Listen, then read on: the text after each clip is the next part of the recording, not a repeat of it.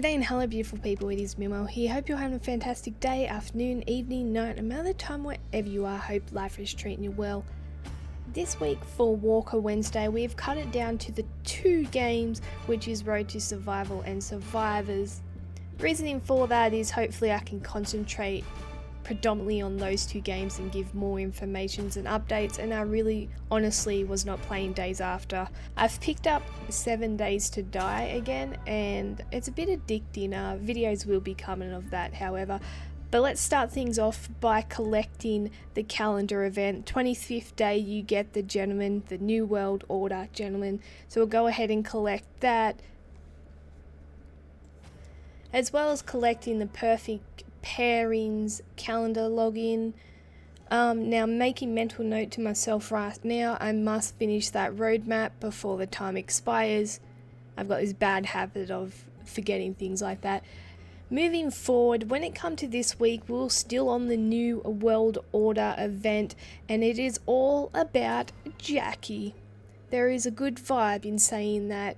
Now when it come to the New World stash, it was time to move on and upgrade Jackie. The reasoning being the first 3 acts of the New World Jackie roadmap didn't need her to be tier 5 yet, but the 4th act actually needed her to be tier 5. So I had to go into the stash and try and get this 2nd Jackie.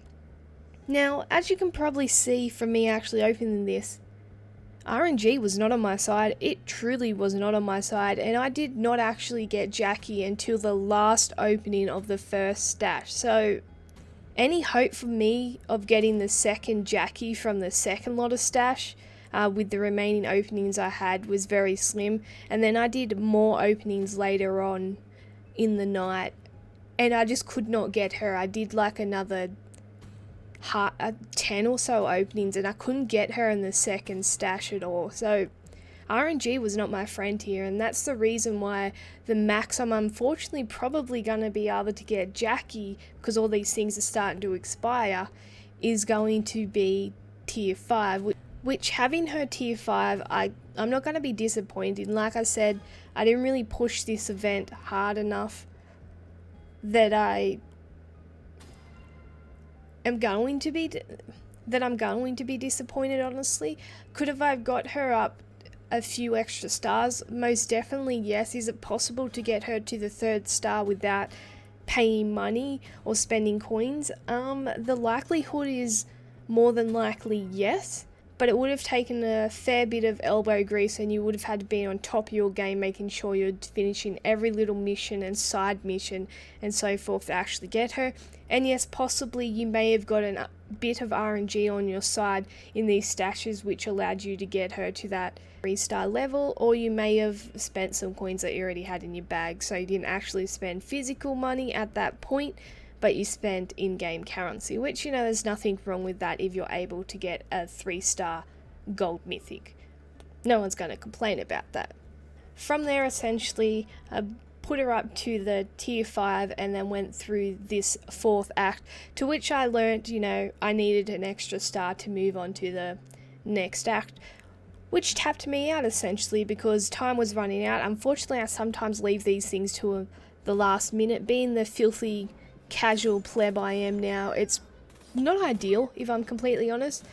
I don't spend enough time on this game to not be on top of things, so it's a bad habit I have to try and kick with this game, because I'm so used to being a lot more active and putting a lot more time in it that doing those things was okay, because I wasn't going to be off it for long periods of time where I would forget and then come back and the event's over. But I'm trying to do it, and I know I'm saying it every week, but it's slowly but surely I'll get on top of it. Now when it come to the New World Order Jackie roadmap, difficulty wise wasn't that hard. The one thing that stopped me or halted me completely where I was unfortunately the rarity requirement, and that was I needed to have her with a 1-star, a 2-star and a 3-star to actually complete it. Unfortunately, didn't really get to that level, so that was sort of the roadmap over for me. I did enjoy it for, you know, the first 4 acts. it is what it is. More importantly, the New World Order Part 1, it's more the storyline based one, so that's the one I'm honestly looking forward to actually completing, because the one thing that I enjoy the most about this game now is the storylines, and I love that it brings the Walking Dead universe alive within this game. It just, as a Walking Dead fan, it means a lot more than, you know, the actual gameplay at this point. I don't know if that's bad to say, but I'm gonna say it. So when it comes to the New World Order, the Gentleman, he basically, you can get another one of him in the Season 8 Battle Pass shop. Now, you can easily get the coins for this. You need 1500 to get one of him. There's only one in stock. You could easily get the coins for this if you're doing all your leveling up objectives, you're doing your raid objectives, and all those various missions. You more than likely, yes, can just grind up enough to actually get a second one of him. So you at least can get him to tier 5 without being a member of this or having a membership with a survival club. I personally won't get it because I don't do raid and I level up, but that's about it. I don't do a lot of those other aspects, so the side missions, so I won't build up enough coins to actually get him from the store. But not only unfortunately I won't also get him from the battle pass either. I've actually built up quite a lot of points scrolling down and looking at it, but yeah, because I don't participate or do certain aspects of this game anymore, a lot of them are PvP orientated, it really does hurt that battle pass sort of thing, like the fact that I don't even raid or anything like that. Pretty much all I do is just level things up. So if I can't get points outside of the basic PvE aspect and leveling, then it really hurts me in the long run. It's really hard because I think to myself, maybe I should start taking up the PvP sort of aspect again, but every time I do one thing, like war one time or I raid someone one time, I have no interest in it, and it's really sad, honestly. It really sucks, because I remember I used to love it. And now I'm just like, I can't be bothered with it, honestly. Oh. We'll move on.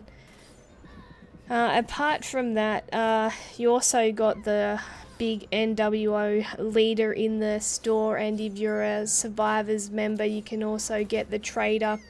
He's the big gun of the event, which paying players will only have the option to.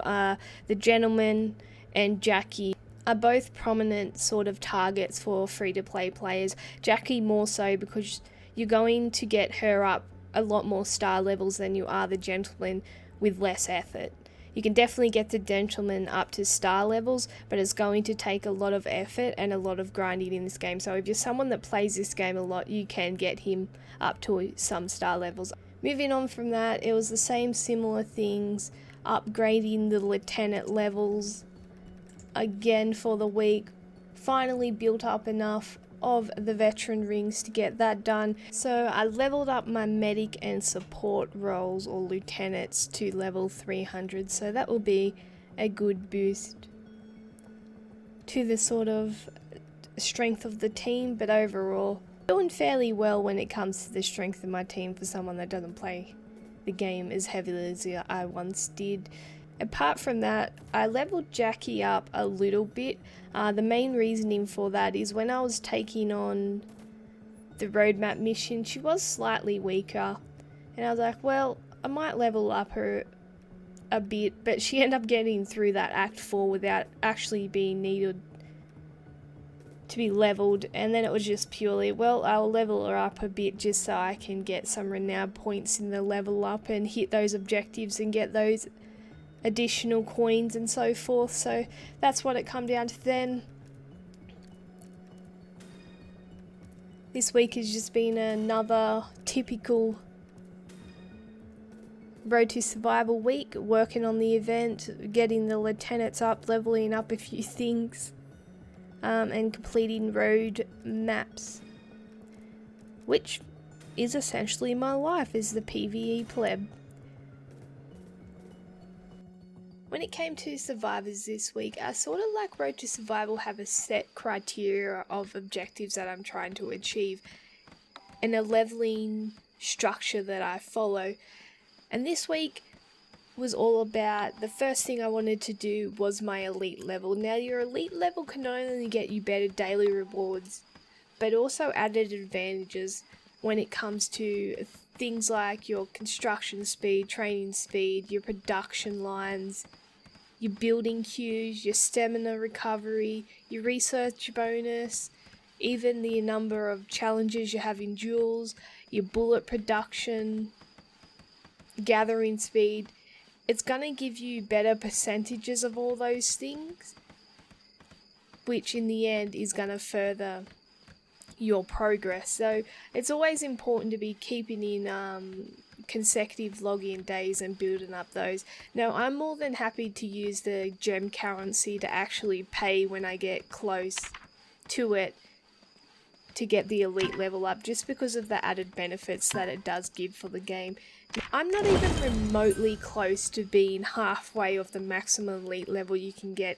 I am still fairly new to the game, so that's not shocking all in all, but you know, you think of Elite 17 and the amount of points you have to build up. I'm a long way off of achieving those sort of just dreamy perks. Like some of the perks you get at Elite 17 is like fighters, damage dealt, health, march speed. Like there's just some ridiculous stats when it comes to the elite. So unfortunately this game does have a criteria where paying, but also people that have more established, longer duration in this game accounts are going to get extra benefits, that's how you reward loyalty and promote people to spend on your game. So that's not a bad thing. It's just unfortunately the way that the majority of games like this are. When you've been around them enough, you sort of get used to it, and you know there's a limit to your own progression unless you're willing to step up to a certain line. Moving on from that, it was all about leveling up the town. The maximum level is actually 25, so I'm level 17 at the moment. Got a fair way to go, but I'm climbing up those levels at a fairly rapid pace that I'm actually happy with. So all my front end is pretty much done, from my gate all the way up into my squares, my training grounds, my bar, my post office, you know, all those sorts of things are maximum level 17. So I'm moved on to the second half of this map. I've got all my houses done, my bullet production, my hospitals are now done. I'm currently working on the lumber production. I've got the storage for that done. I've got all my meat production done. The only two things left are up in the top right corner, which are my water source and then my food sources. Now what I'm going to do is leave 5 of those last, because it takes me 2 days to actually upgrade my town hall to level 18. So if I leave 5 of them there, they take about a day or so to level up. So I can do 10 level ups within the time my town hall level ups. Within the time in which it would take for my town hall to level up. So if I leave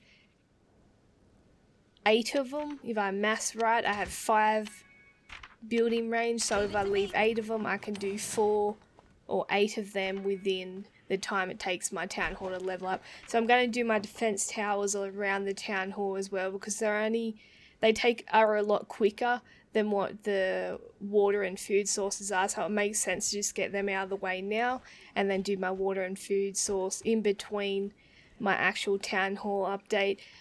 Power wise, as of this morning, I am at 18 million, which I'm pretty impressed by, honestly. I'm only level 17 and I've been building up quite a while now. You may be asking, why do I have such a high power rating? And that's going to come in the next little bit, or right now in fact. So this week was all about the forge, and I've moved on from common equipment for my fighters, and the reason for that is because every one of my fighters now has a common equipment piece equipped. That is quite a tongue twist.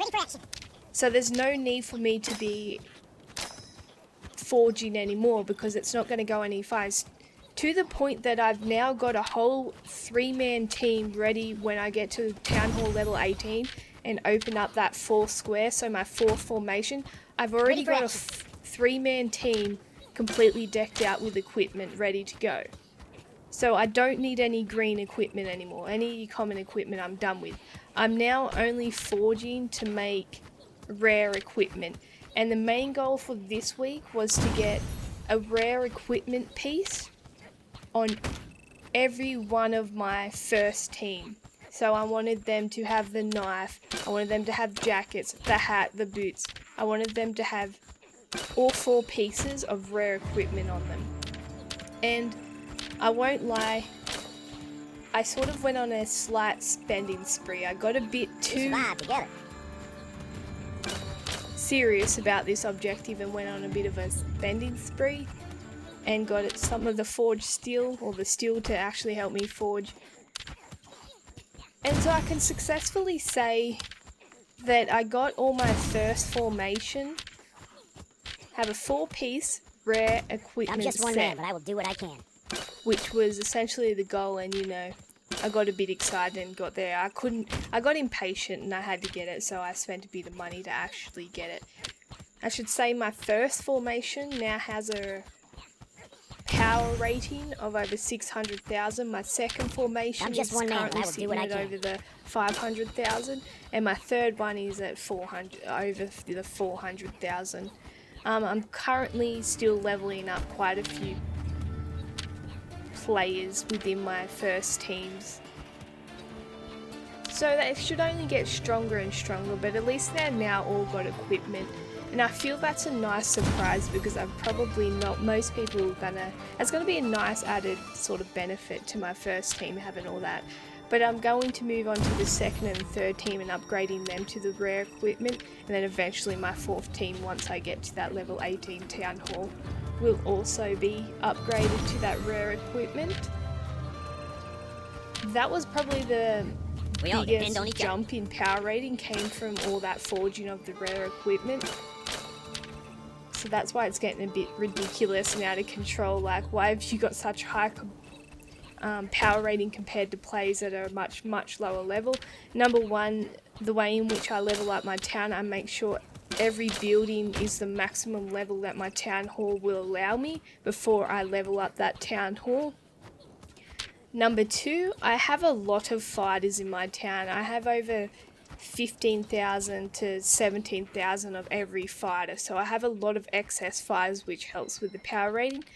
My next move will be to tier 7 my fighters, sorry, which will be level 19, so Town Hall level 19 will get me those. Let's make this town work.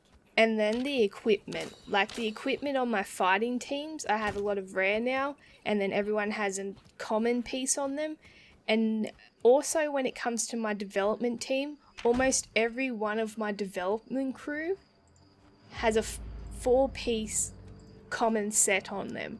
So my development crew, I have 32 out of the 39 development characters, and almost every one of them have a 4-piece common set, which gives me a huge amount of powers. I think I've only got 3 or 4 of them to go, and every single one of them will have a piece of equipment on them. So that's how essentially you build up a huge power rating, and it's not always necessarily reflective of your actual power within your formation. So there can be people with lower power ratings that have better formations than you, but you have a much higher power rating when it comes to your town. So another thing is technology. You could have researched a lot more technology wise than that person, and that will add to your power as well. So there's just a lot of little things that can make you look like you're a much more of a heavy hitter power rating wise than what your team might actually be. But to close out this week when it comes to survivors, it's been a big week. Moved on to the carriage, managed to get that up to level 6, and then get the exterior, and then got the exterior components to attack one is level 16 and the defense and health are currently level 15.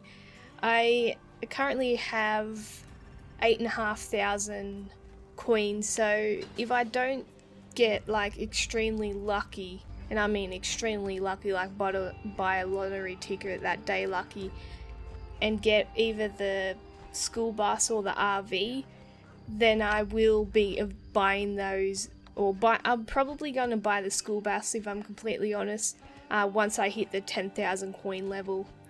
So that will be the next big sort of upgrade when it comes to vehicle or transport options, will be the school bus. I prefer the construction costs to go down with the school bus over the research costs. Though in saying that, where I'm at with my research, it's probably not a bad idea to get the RV either.